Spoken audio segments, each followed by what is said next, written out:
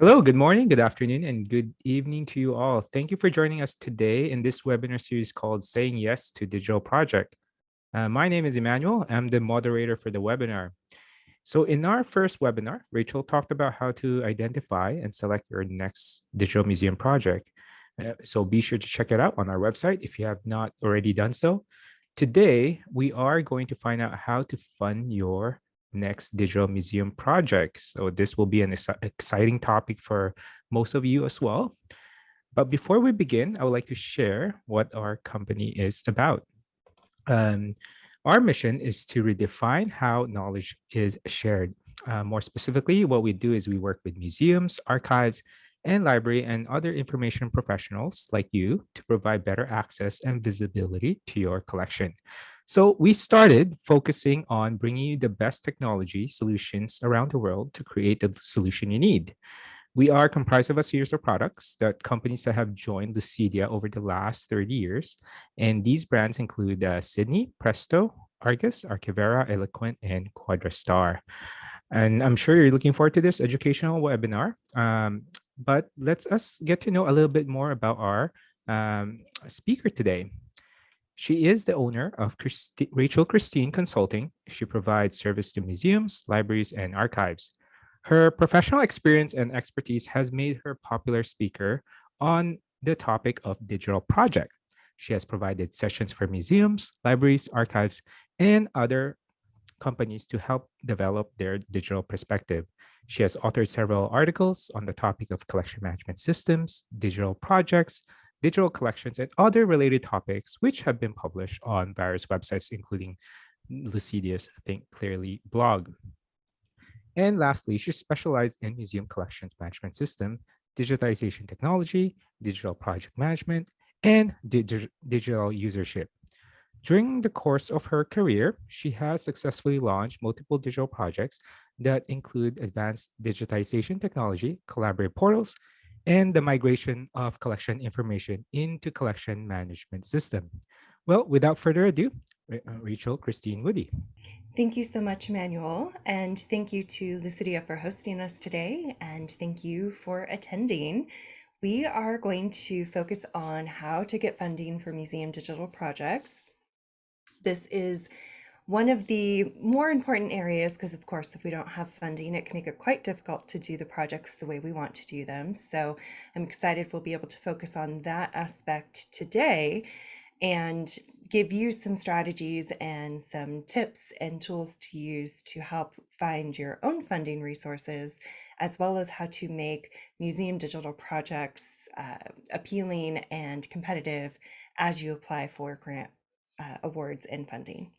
So specifically, we're going to cover today who funds museum digital projects. So giving you a sense of whether it's at the local or national scale, both for the US and Canada, who out there is currently funding museum digital projects. We're then going to get into how to construct what I consider and what grant reviewers will consider a fundable, aka competitive museum digital project.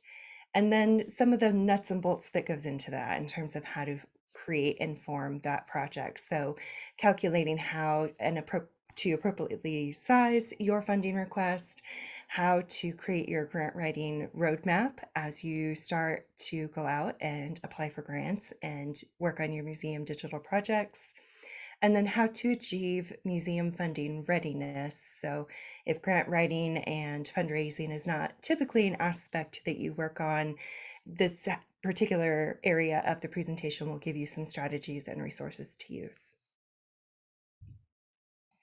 So getting into first starting with the United States based and starting locally, on the left-hand side of the screen, I have a screenshot from Oregon Heritage Commission site, their particular website.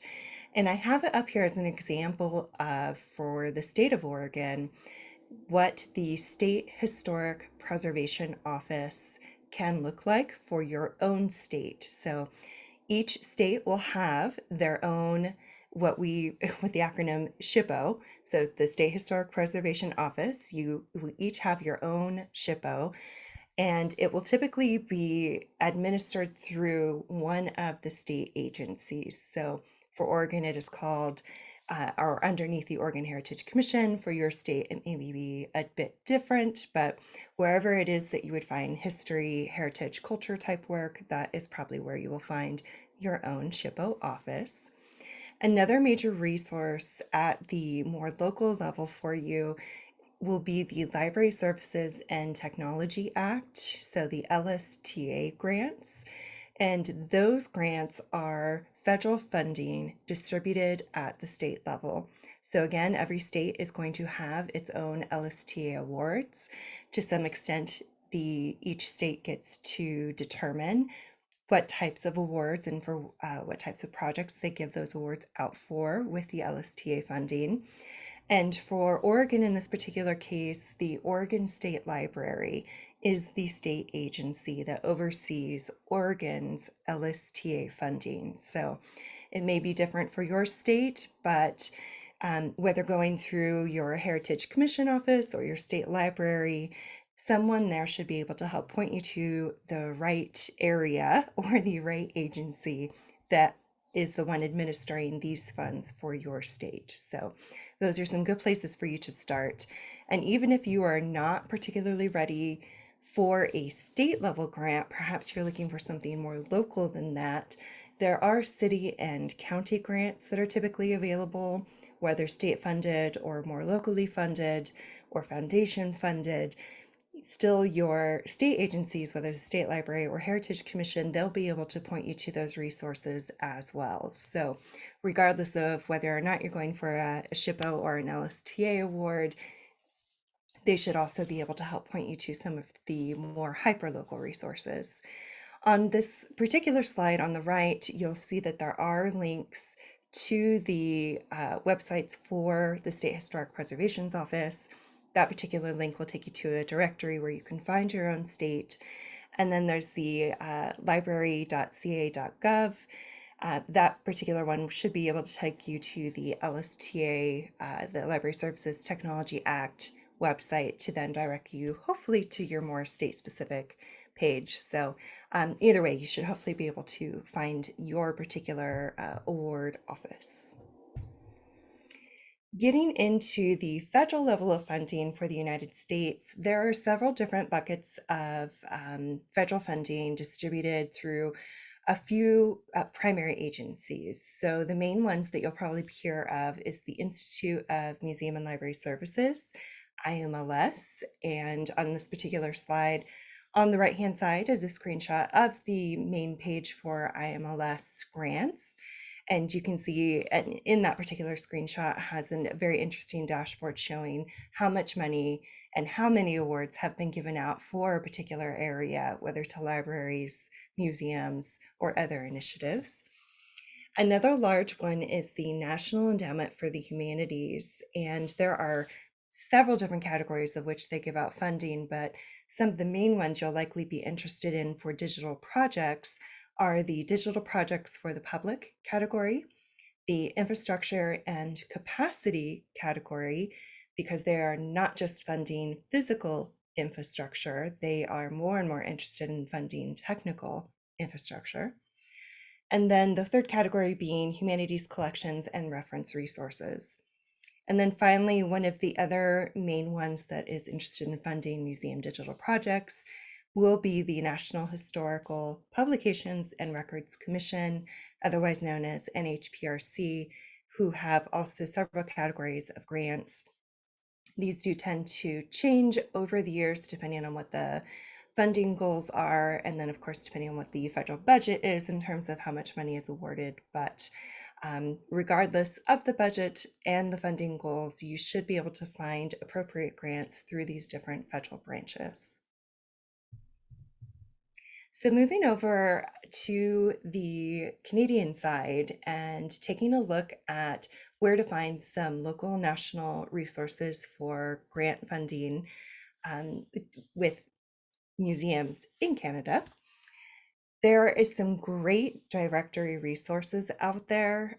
For example, the National Trust for Canada has, and there's a screenshot of their page on the left-hand side of this slide, that has a directory where you can indicate if you want to look at like the province level or if you want to look also at different project category levels. So there's a couple different ways to drill down there. This includes the regional and the national grants, depending on what tiers you're interested in. And then you can continue to filter the results as you go down. So the link for that one is on the bottom right-hand side of this slide, but you can find it at the regenerationworks.ca/resources/find funding. And this particular website is pretty awesome. I've had fun drilling down into it, so I know you will enjoy and appreciate it. Another source to look at, and this is for federal funding distributed from the Government of Canada for museum digital projects. And there are a few different areas. So specific to grant-funded projects here, it is underneath the funding for culture, history, and sport. And as you go through the directory, you can see that there are 40 different entries, and they do tend to update what they're funding per year. So do pay attention to that. But otherwise, you can approach it per category. You can filter through the items to some extent. There's also some keyword searching that you can do. So while not quite as seamless as the other directory from the National Trust, for federal funding, this is definitely like the first place to go to find those types of grant awards. And that particular link is on the bottom left-hand side of this slide. So that was where you can find funding, whether in the United States or Canada, and whether you're looking for local versus more national or federal funding. Now we're going to get into how to construct a fundable museum digital project, because there are definitely right ways and wrong ways to structure a project for grant application. To focus on the areas that will make the most difference, I do want you to focus on these 7.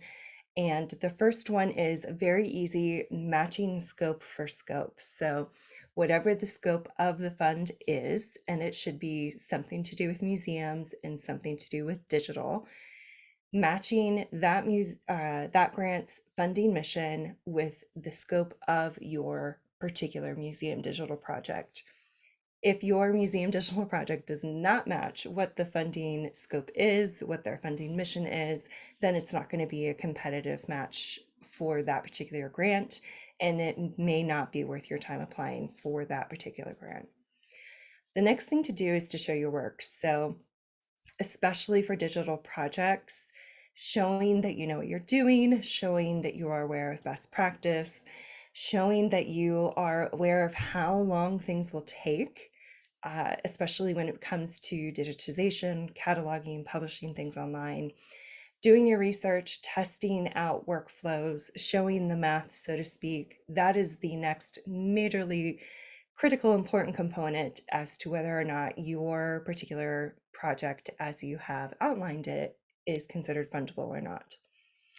The next one is to then, of course, identify every activity. So if you're showing the math, this should be somewhat easy, because you should also be articulating each of the different steps in the workflow, who's doing what, how long that takes, kind of thing. So identifying each activity with how long it's going to take.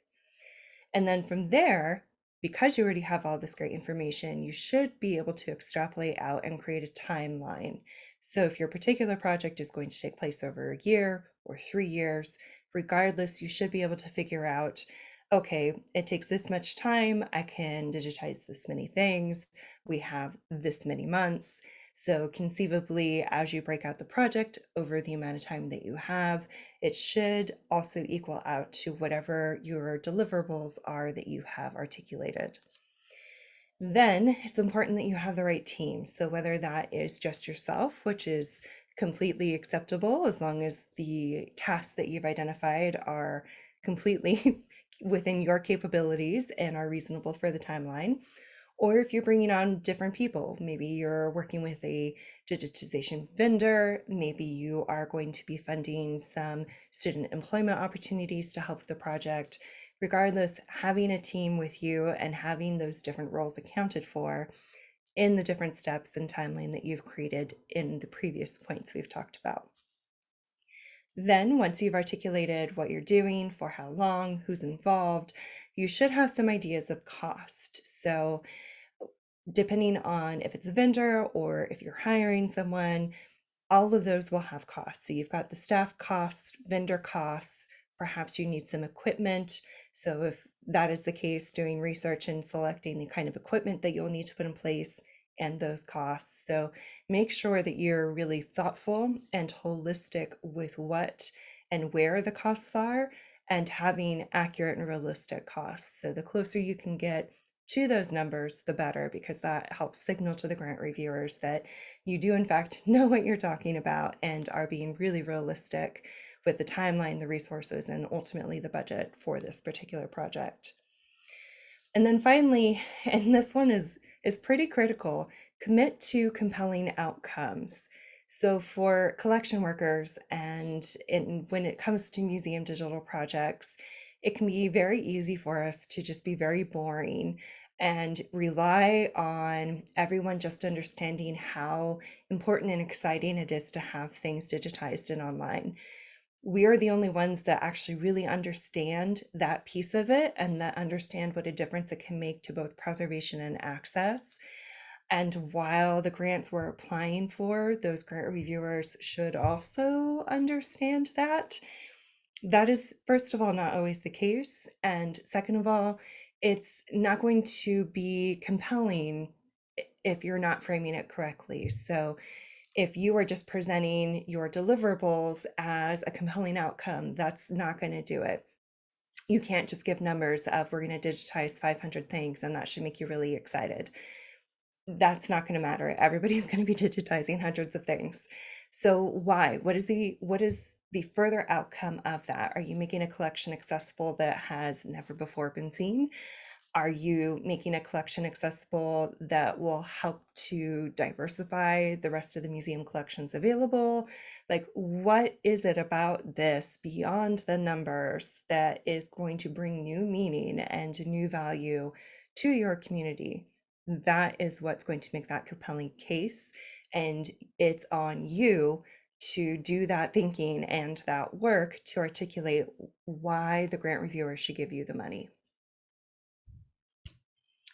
All right, getting into how to calculate the appropriately sized funding request. So we did touch on the creating a realistic budget piece of this. And so this is taking it a step further and having you critically think about which fund you're going after and how to use that information to then size the type of project you're putting forward for that funding opportunity. So the first thing to think about is what is the minimum and maximum award amount available for the funding opportunity you're looking at. For example, if you're looking at something more local, the chances are that the funding award is going to be smaller than a national award, and it's probably going to be anywhere from a couple $100s to maybe several $1,000s. Either way, your project needs to be about that size. If it is much smaller, if it is much larger, then it is not appropriately sized to the funding opportunity that you're applying for, and you need to adjust.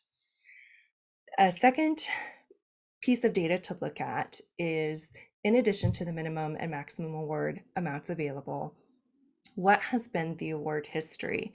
So even though a grant opportunity may say that it starts grants at $10,000 up to $50,000, they may only have an award history of funding up to $25,000. So as you look at that award history, which should be available if it is municipally funded, and even many nonprofits are very transparent about which past history they've done.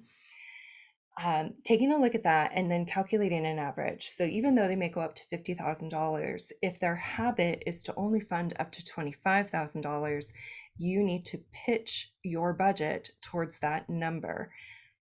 While it is tempting to go up to the $50,000, you need to have a supremely excellent project to warrant that. And if they feel that they can't fund it up to $50,000, chances are that they will opt not to fund it at all versus cutting it down to 25,000. So that's why that piece is important for you to think about, because it can make the difference between being funded appropriately and not receiving a fund at all. And then I recommend observing where applicants receive the maximum award amount. So for those that are getting those higher award amounts, take a look at what deliverables and outcomes were a part of their project. So are there outcomes that grant award seems to be more interested in funding over others, for example? That is a decision behavior you can observe. Another type piece of data to look for is there a pattern of what types of collections or what subject matter the grant is funding. Perhaps the granting agency has noticed they have a gap in a particular area, and so the last few years they've been focusing on that area. If that's the case, if that is evidenced in the data in terms of what their behavior and decision making pattern has been, it may or may not be worth you applying for this year if the grant award has a tendency to only focus on one particular subject over another, regardless of whether you're eligible or not. The last thing to think about is, were there partners, a special anniversary, any other sort of like it factor in terms of like why that grant that year? Some grants tend to prioritize these like special anniversaries over others. If that is the case, that's important to pay attention to and use it if it's appropriate for your grant or proposed grant project, or maybe skip that particular funding opportunity because you don't have a special anniversary or partner or what have you. And even though it's not required for that grant, that is clearly what they're interested in funding. So you need to take the data that you have available and make a decision as to whether or not it's going to be worth your time. So calculating the appropriately sized requests. So if you have found that you are too small or too big, how can you sort of right size your project? So instead of trying to think of like a whole new project for a particular funding opportunity, maybe there's some changes we can make. So calculate the current budget total for your project scope as is. So if you haven't done all that already, get that total number. If it is too small for the particular funding opportunity that you're looking at, then expand the scope, increase either the duration of time the project goes on, increase the number of the deliverables in terms of things you might digitize. That will all work to increase the budget to whatever number is more appropriate for that opportunity. If the amount of your project is too large for the opportunity that you're looking at, then the easiest thing is typically breaking that project down into phases. So, for example, if you're taking a digitization project and part of it is that you need to, first of all, acquire the scanner and then test and set up like what a workflow will look like, that's phase one, and perhaps you just apply for phase one for that particular opportunity. Now, if there's options to leverage any sort of internal funding you may have, any sort of donors who may be interested in matching funds, if there's a complementary grant out there that you don't have to wait 9 to 12 months to hear if you have it or not, all of those may also be available to you. The trick, though, is the timing of it. And if you are not already experienced in that or grants in general, this is an advanced level of strategy I do not recommend for you. If you are more experienced in this or you have staff that can help you with this may be an option available to you. So it's there as a strategy, but I do encourage caution if you use it. All right, so how to then go about creating a grant funding roadmap. And what I mean by that is you have a full-time job, you are very busy. How are you fitting in finding grants and applying for them in addition to everything else that you're doing? So how to be as smart as possible about this. So take a review of your grant knowledge and the resources you have available to you and orient yourself to the museum grant landscape if you haven't already. So this is if you're new to grants, and this is if you're new to grants in the museum sector, because if you've written grants, but like for general nonprofits, That's some great grant writing experience, but not a lot of the strategy is actually going to be translatable to the museum sector. So get familiar with that landscape specifically, regardless of if you've written grants before. Then brainstorm project ideas that can help meet museum needs. So if you are looking for project ideas just in general, and particularly for museum digital projects, what are some of the problems you can solve? How can you expand museum access services or research services? So think about things that needs that you can meet, problems you can solve. As you create this list, prioritize and select project ideas that are based on timing, but also interest, and whether or not there's staff capacity. So while projects may be very interesting to you, perhaps they just take up too much staff capacity for that particular year.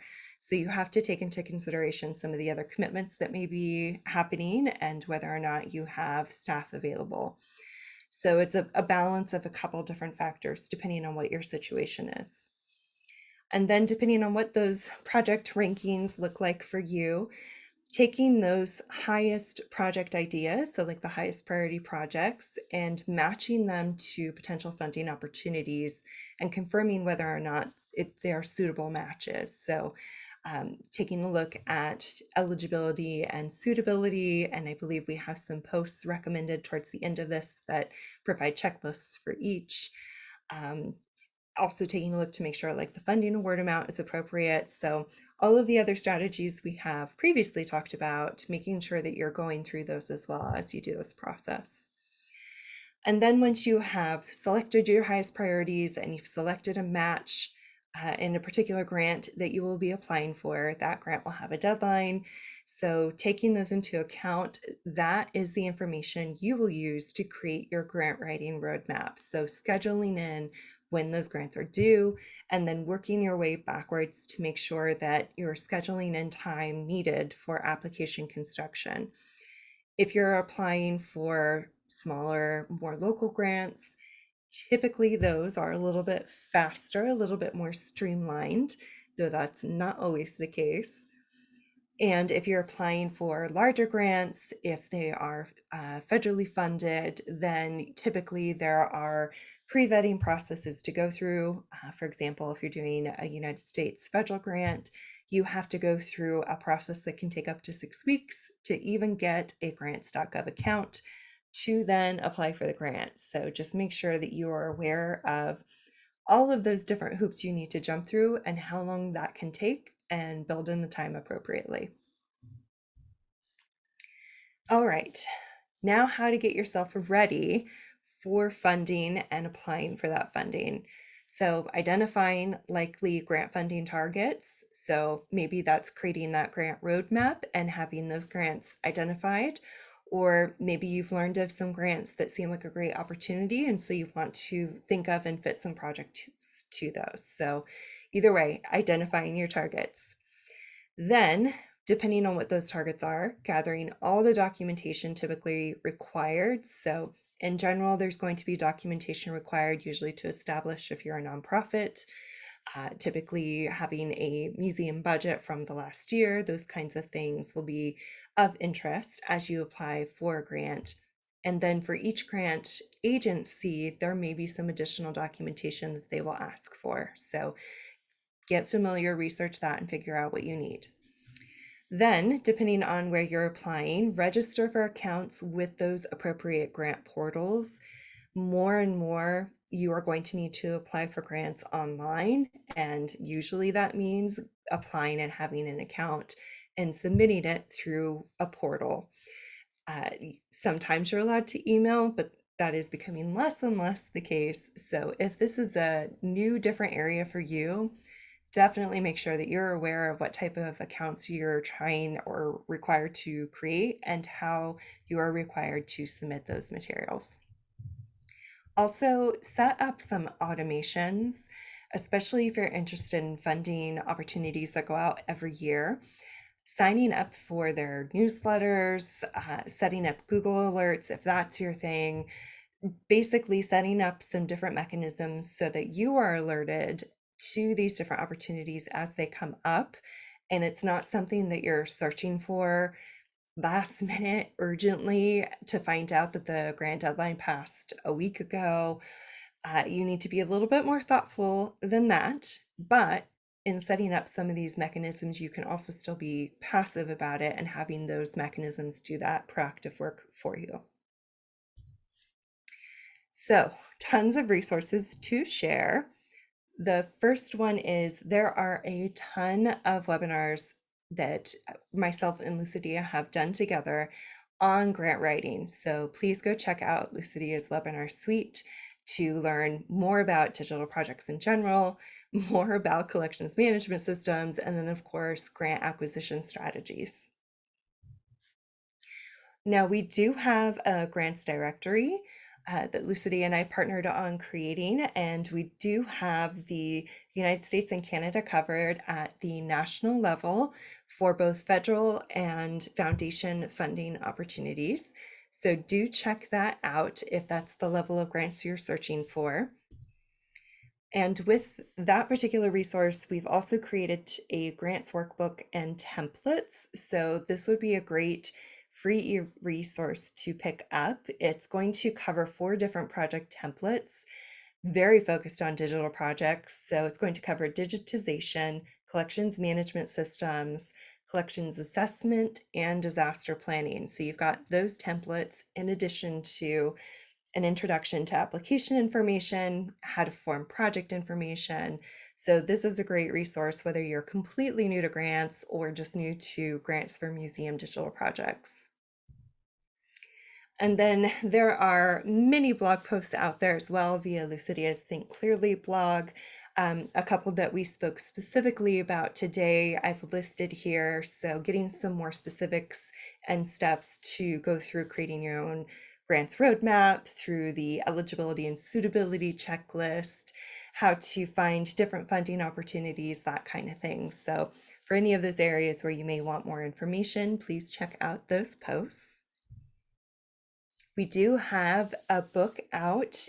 You can grab your free e-copy for A Survivor's Guide to Museum Grant Writing. So this particular book I partnered with Lucidea with, and it's a great primer for all things grants. So whether you're a veteran of grant writing or if you are brand new, this is a great quick introduction into grant writing so that you can very quickly get to work and get the funding that you need. And then myself, through my business, I've created additional resources that are a great complement to the ones that I've created with Lucidea. So whether or not you're interested in grant courses, digital collections management services, or grant and CMS different webinars that I have done on my YouTube channel, you can find all of those resources there. And then we are now at the questions portion. So I will invite Emmanuel back. Hi, Rachel. Thank you again for sharing your research experience in regards to funding the next digital museum project.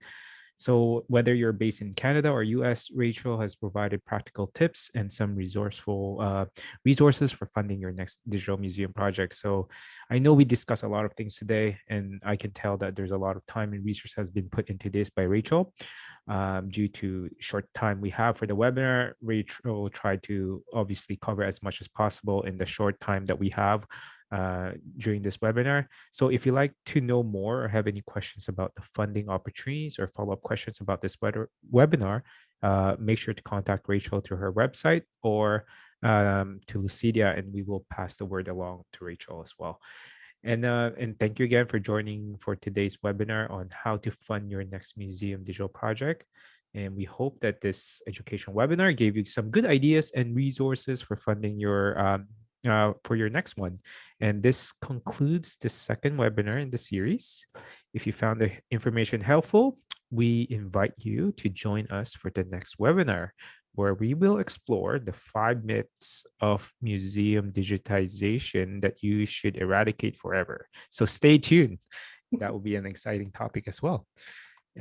Without further ado, have a good day. Till next time. Bye.